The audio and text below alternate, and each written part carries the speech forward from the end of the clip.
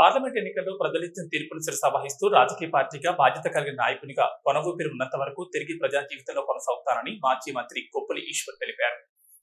Godavarikhani BRS party కార్యాలయంలో బుధవారం ఏర్పాటు చేసిన విలేకరుల సమావేశంలో కొప్పుల ఈశ్వర్ మాజీ ఎమ్మెల్యే కోరుకంటి చంద్రతో కలిసి మాట్లాడుతూ పార్లమెంట్ ఎన్నికల ఫలితాలు కొంత నిరాశ కల్పించినప్పటికీ ప్రజల తీర్పును అంగీకరిస్తున్నారని, ఫలితాలు ఏ విధంగా ఉన్నా కూడా దాన్ని స్వీకరించి మళ్లీ పార్టీ అభివృద్ధి కోసం పార్టీని ముందుకు తీసుకుపోవడం కోసం నిరంతరం పనిచేస్తానని తెలిపారు. తనపై నమ్మకంతో ఒక కార్మికునిగా అనుభవం ఉన్న తనకు ఎంపీగా అవకాశం వస్తే కార్మికుల సమస్యలు తీరుతాయని ఆశించి తమ నాయకుడు KCR, working president KTR MP అభ్యర్థిగా అవకాశం కల్పించారని అందుకు ధన్యవాదాలు తెలిపారు. కానీ వారు తనకిచ్చిన అవకాశాన్ని నిలబెట్టుకోవడంలో విఫలమైనందుకు బాధగా ఉందన్నారు. ఏది ఏమైనా గతాన్ని మర్చిపోయి మళ్లీ పార్టీ కోసం పనిచేయడమే తన ముందున్న లక్ష్యమని చెప్పారు. వెలువడినటువంటి ఎంపీ ఎన్నికల ఫలితాలను చూసినప్పుడు కొంత నిరాశ కలిగినప్పటికీ రాజకీయ పార్టీగా ఒక బాధ్యత కలిగినటువంటి నాయకులుగా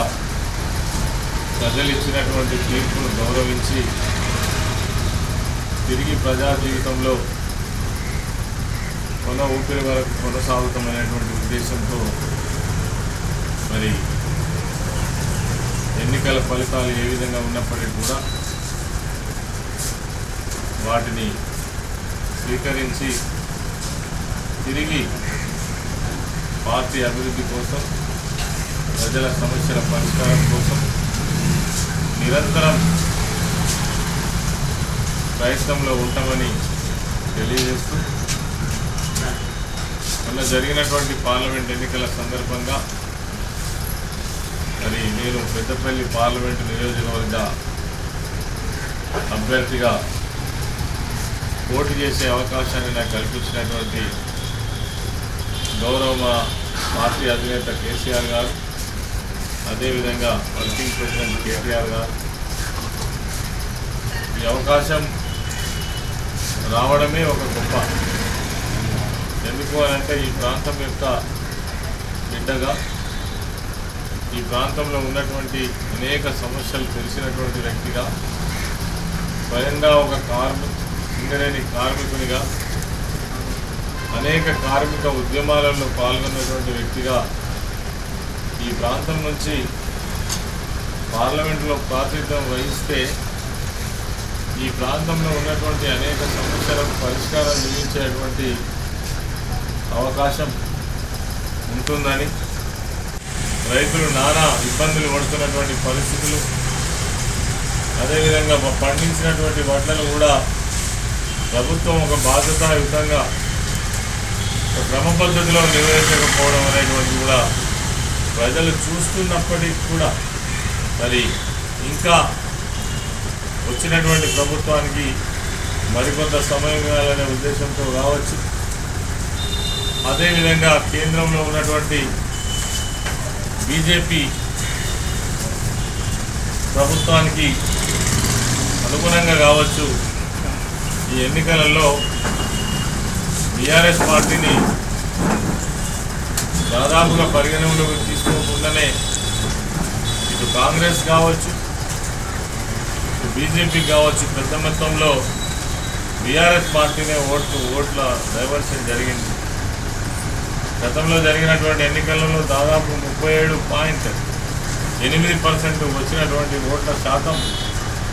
పార్లమెంటు ఎన్నికలకు వచ్చేసరికి 21%కి పడిపోవడం అనేటువంటిది మనకు ఖచ్చితంగా కనబడతా ఉంది. ప్రభుత్వం మీద ఉన్నటువంటి వ్యతిరేకత ఒకవేళ ఓటు డైవర్షన్ జరిగితే బీజేపీకి అవి టర్న్ అవుతాయని మేము ఊహించినాం. కానీ మనం అనుకున్నంతగా ప్రభుత్వం పైన ప్రజలు ఆలోచించట్లేదని ఈ ఎన్నికల సరళిని బట్టి తెలుస్తూ ఉన్నది. పార్లమెంటు ఎన్నికలు ఈ ప్రాంతంలో తెలంగాణ ఉద్యమంలో ప్రధాన భూమిక పోషించినటువంటి ఈ ప్రాంత ఒక సింగరేణి కార్మికుడు ఈ ప్రాంతంలో పార్లమెంటు సభ్యునిగా అయితే ఈ ప్రాంతంలో ఉన్నటువంటి సమస్యలకు పార్లమెంటులో యొక్క సింగరేణి ప్రైవేటీకరణ కాకుండా అన్ని విధాల కార్మికుల పక్షాన ప్రజా సమస్యల కోసం నిలబడతాడు. ప్రజలకు అందుబాటులో ఉండి స్థానికంగా ఉండి అందరికీ సేవ చేస్తాడనేటువంటి ఒక మంచి ఉద్దేశం కొద్దీ టీఆర్ఎస్ పార్టీ వ్యవస్థాపకులు గౌరవనీయులు కేసీఆర్ గారు కొప్పుల ఈశ్వరన్నను అభ్యర్థిగా ప్రకటించిన తర్వాత పెద్దపల్లి జిల్లాలో ఉన్నటువంటి ప్రతి ఒక్క కార్యకర్త, ప్రతి ఒక్క నాయకుడు, ప్రతి ఒక్క ఉద్యమకారుడు అసెంబ్లీ ఎన్నికలలో ఎమ్మెల్యేలు ఓడిపోయిన తర్వాత మాకొక ధైర్యంగా ఉంటాడు కొప్పుల ఈశ్వరన్న మాకే కష్టం వచ్చినా ఇబ్బంది వచ్చినా అండగా నిలుస్తాడు అని చెప్పేసి అందరూ కూడా ఈ యొక్క ఎన్నికలలో క్షేత్రస్థాయిలో ప్రజలను చైతన్యం చేయడం కోసం రాష్ట్ర ప్రభుత్వం చేస్తున్నటువంటి దుర్మార్గమైనటువంటి పరిపాలనను ప్రజలకు చెప్పి ఈ యొక్క ఎన్నికలలో ఈశ్వరన్న గెలవాలని కృషి చేసినటువంటి ప్రతి ఒక్కరికి కూడా పేరు పేరున హృదయపూర్వకమైనటువంటి కృతజ్ఞతలు. టీఆర్ఎస్ పార్టీ జిల్లా అధ్యక్షుడిగా రామగుండం నియోజకవర్గంలో ఒక ఉద్యమకారుడిగా ఉద్యమకారులకు ప్రతి ఒక్కరికి కూడా సకల జనులందరికీ కూడా